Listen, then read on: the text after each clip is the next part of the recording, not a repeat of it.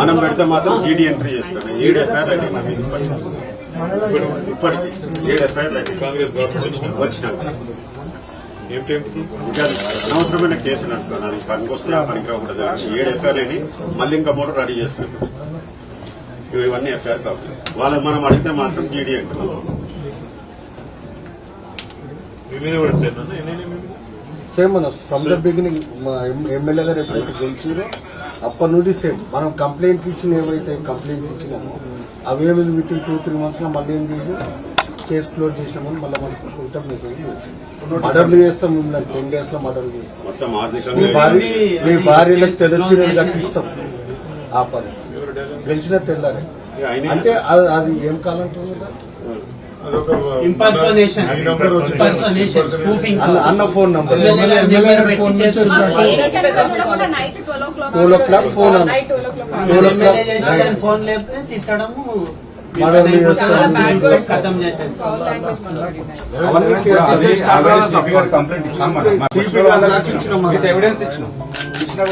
With in 2-3 months లో మన close చేసి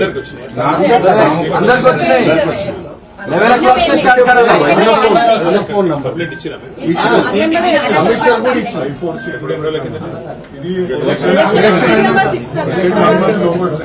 वन वीक एक हफ्ते में हुआ था भाई. 1 week में कॉल से मेरे 11:30 पौने 12 मेरे को आया. కంటిన్యూ వయసే మారవద్దాం ఆర్థికంగా జీరో మొత్తం అష్టదిగ్బంధం చేసి ఏదో విధంగా వీళ్ళని టార్గెట్ చేసి సంబంధాన్ని చంపాలి. వాళ్ళు లేదంటే నాకు వచ్చి సరెండర్ అయిపోవాలి. హాస్టల్ పడాలి.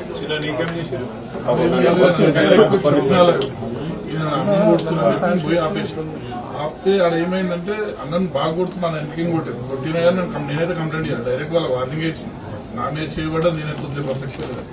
ఆయన చెప్పినా వాళ్ళ కొడుకు చెప్పినా ఆయన పరికి కూడా ఇంకా కొద్దిగా ప్రసక్తే లేదండి. వాళ్ళైతే కంప్లైంట్ ఇవ్వలేము. కంప్లైంట్ ఇచ్చుకోమని చెప్తున్నారు. ఎస్సీ ఎస్టీ పెట్టమని ఇప్పుడు పోలీసు వాళ్ళు ఎక్స్ట్రా ఇస్తున్నారు. ఇక్కడ ఏసీపీలు సిఐలు డీసీపీ మొత్తం మనుషులు మనం పోషించిన వ్యక్తులే ఉన్నారు. మీరే చేసి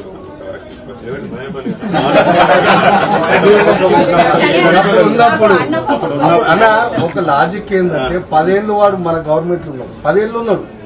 ఇవాళ మళ్ళా 10 ఏళ్ళలో దోసుకురని మనన్నట్టు ఉంటాం. మరి ఆయన లేడా? ఆయన కూడా ఉన్నట్టు పాత్రాల అంతే కదా. 10 ఏళ్ళు మన ఎంబడి ఉన్నాడు. మళ్ళా అధికారంలో ఉన్నప్పుడు ఆయన అదృష్టం ఏంది? కేవలం ఆయన అధికారంలో ఉన్న పార్టీలు ఉంటాడు అంతే. పోలీసు వాళ్ళు ఇట్లా ఒక కూర్చొని ఉన్నాడు. 4 కార్పొరేటర్ మధ్యలో ఎటు కాకుండా కూర్చొని ఉన్నాడు. బాబు నువ్వు ఉండు, తప్పులేదు ఉంటే ఉండు, ఎటనో పక్కన జరగమన్నా నువ్వెవడరా పోయి కూర్చొని ఇక్కడ నీకేం హక్కు ఇక్కడ కూర్చొని లేడీ కార్పొరేటర్ కానీ గౌరవంతో నీమని మొదలుపెట్టారు. లేవడగా 5-6 మంది పోలీసులు వచ్చి మన వాయిస్ కూడా ఇంటారు. అక్కడ ప్రాబ్లం అవుతుంది అది చూడమన్నాడు. అన్న ఒక పక్కకు బాబు కొంచెం జరుగు బాబు అని అన్న చెప్తుండు. అటు చెప్పిన ఇంటలేరు ఇటు చెప్పిన ఇంటలేరు. నువ్వెవడరా పోయి కూర్చొని నీకేం హక్కు ఉందని క్వశ్చన్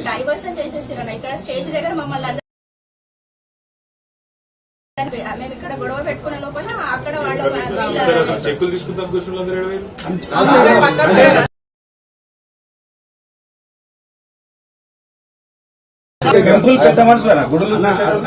అసలు ఏమైందంటే గొడవలు మొత్తం ఎమ్మెల్యే సాబ్తో ఉన్న గ్రూప్ అయిపోయినాం అంత అందరం. ఇక్కడ వీళ్ళతో గొడవ అవుతుందని కొంతమంది క్వశ్చన్ చేస్తున్నాం. ఈయన టార్గెట్ చేసుకున్నారు ఫస్టే. ఇలా క్వశ్చన్ చేసేటప్పుడు కొంతమంది నాసుకుంటున్నారు మనోళ్ళు. ఇక నెల నెట్టుకుంటూ లోపు బయటకు తీసుకొచ్చేసి అన్న చెక్కులు ఇస్తున్నారు. అక్కడ ప్రోగ్రామ్ అవుతుంది అనుకుంటారు చెక్కులు తీసుకుని వచ్చిన వాళ్ళు కూడా. కానీ గొడవ అవుతుంది అనేది తెలియకుండా బయటకు ప్లాన్ చేసేసి ప్లాన్ ప్రకారం చేసిరన్న. మళ్ళీ ఈవినింగ్ వాళ్ళ ప్లాన్ లేడీస్ ను పంపించాలి, గల్లలు పట్టుకోవాలి. మనం ఏమన్నా అంటే మా మోచేతుతో బుద్ధి రాను. పోలీస్ స్టేషన్ లో పోయిన తర్వాత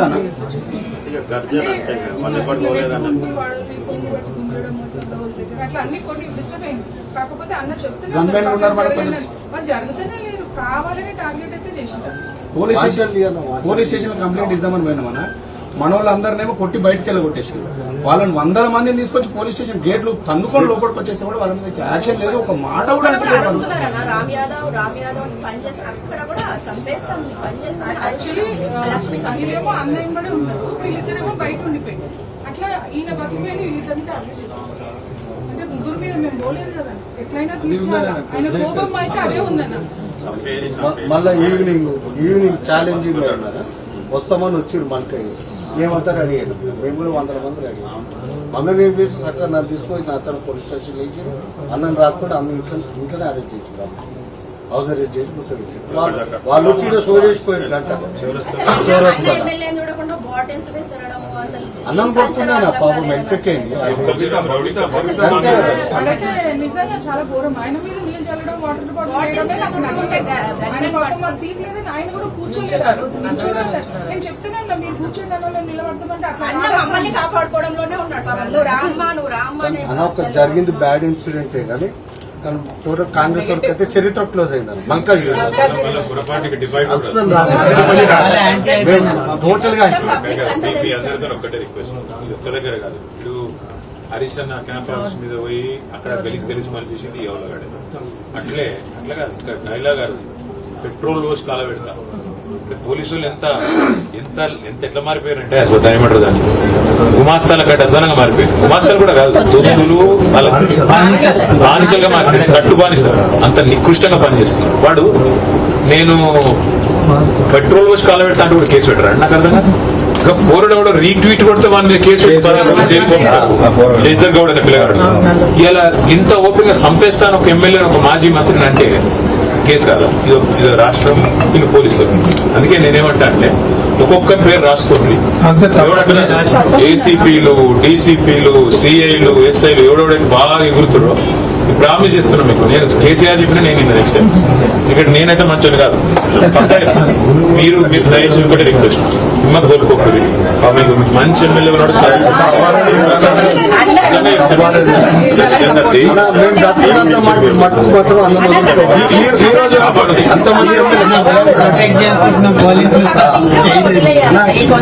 ఈ రోజు వరకు కూడా ఆర్థికంగా ఏ ప్రోగ్రామ్ ఉన్నా ఎవ్వరు చేతికెళ్ళి గిఫ్ట్ జెండాతో సహా మేము ఉద్యమకారులు ఈ రోజు నుంచి మేము చూడలేదు. ఎప్పుడు మేము కొట్లాడుకున్నాం, తిరిగినాం, పెట్రోల్ ఏం చేసినాం, కానీ అన్న వచ్చిన కాంచి గౌరవం ఉంది.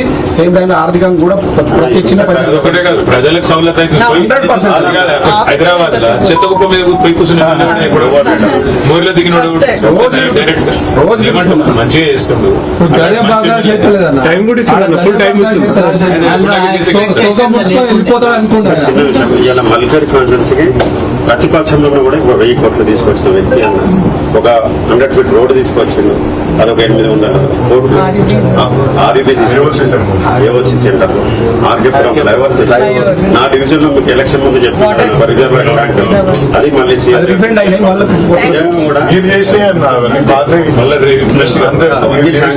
అంటే పొద్దున్న లేసిన ప్రదర్శనలోనే ఉంటున్నాను. ఒక మంచి ఎమ్మెల్యే, ఒక రావణాసురుని పంపించి ఒక రాముని తెచ్చుకున్నాను. కాకపోతే మధ్య మధ్యలో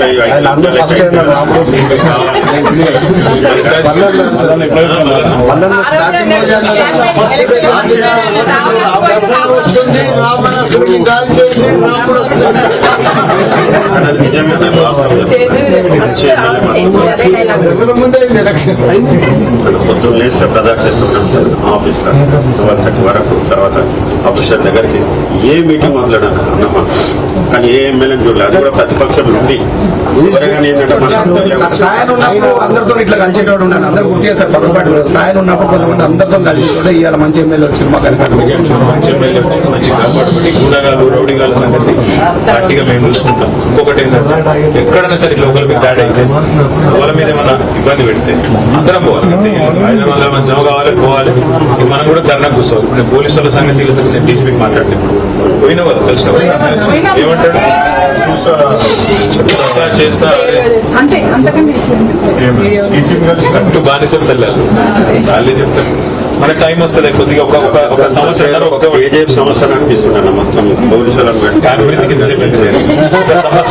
సంవత్సరం మేము అనుభవిస్తున్నాం కాబట్టి చెప్తున్నారు రాత్రి ఏమవుతుంది ఎట్లా గడుస్తుంది పొద్దున మొత్తం ఆర్థికంగా దెబ్బ మనం చేసుకునే బిజినెస్ క్లోజ్ నిజంగా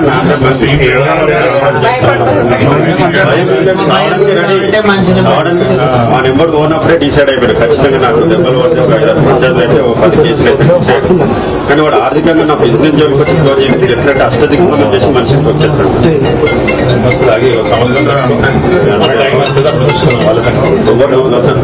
కన్సిడర్ చేయొద్దు.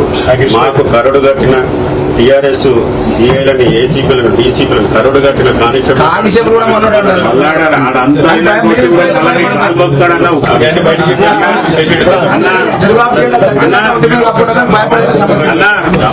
అంత అయినాక వచ్చాడు మళ్ళా మీకు కాలు మొక్కుతాడు. మేము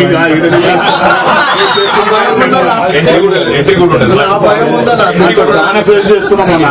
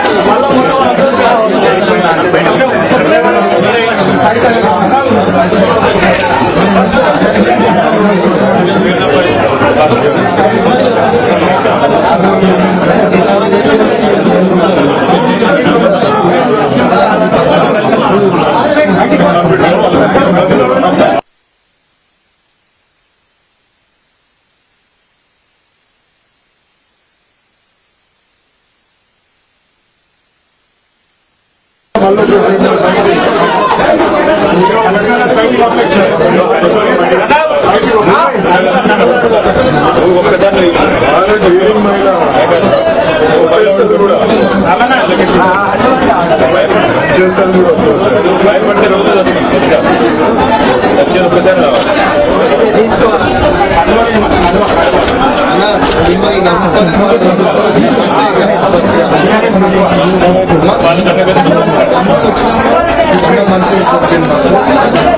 వీళ్ళకి మంచి చేస్తున్నారు.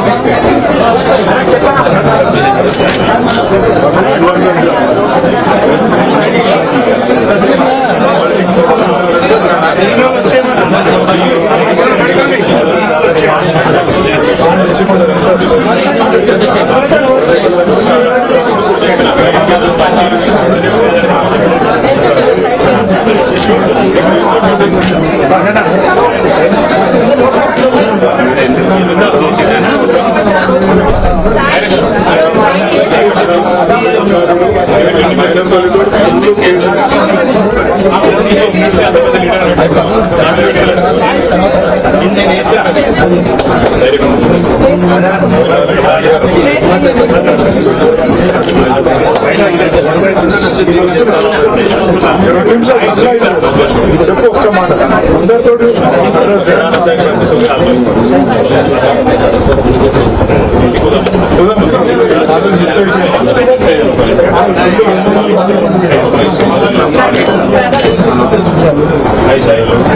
ఏం కప్పాలి జాయిన్ అవుతున్నాడు అయినా కూడా బాగుంటాడు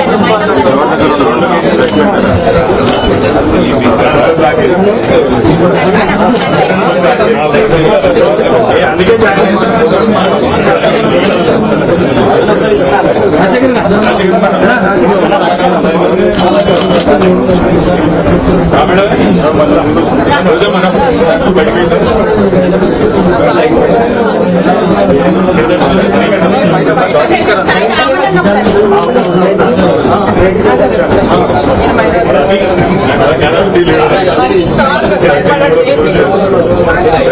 చాలా మంది साइलेंट काम करेंगे बाड़ी वाले कैमरा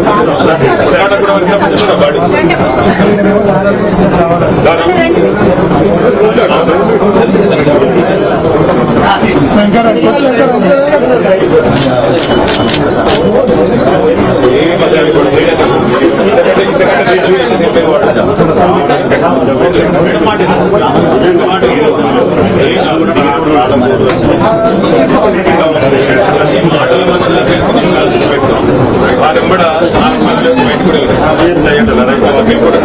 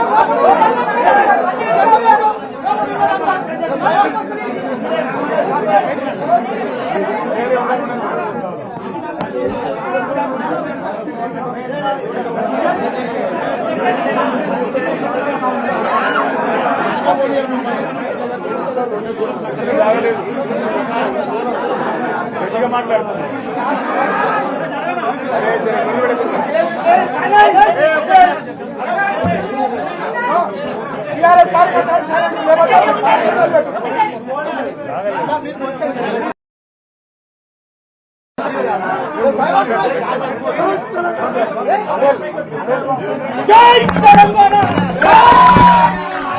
జై తెలంగాణ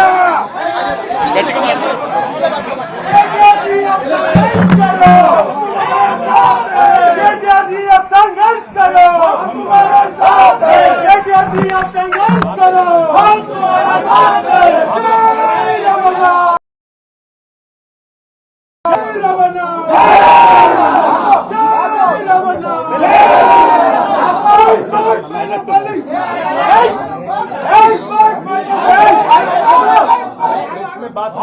रमना नायकत्वम रमना नायकत्वम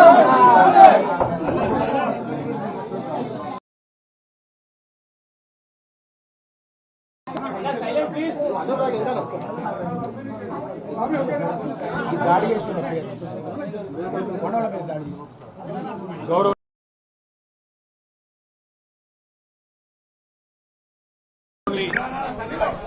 పెద్దలు కేసీఆర్ గారి నాయకత్వంలో 10 సంవత్సరాల పాటు హైదరాబాద్ మహానగరంలో ఎన్నడూ ఏ ఒక్కరోజు కూడా శాంతి భద్రతల సమస్య అనేది రాలేదు. నిజానికి